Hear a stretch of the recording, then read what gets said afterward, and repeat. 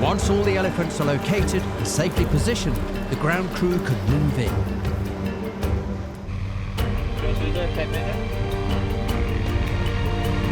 Each elephant's vitals are carefully measured and recorded, and each animal is numbered to help with identification.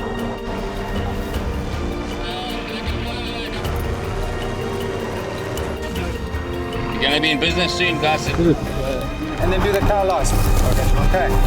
Next one. It's stable. That's fine.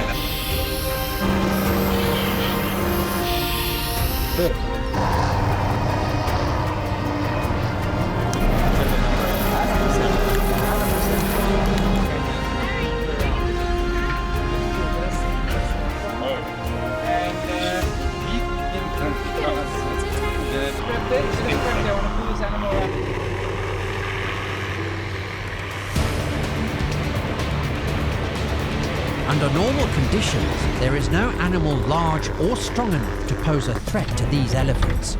But whilst unconscious, armed rangers stand guard to ensure they remain safe from predators.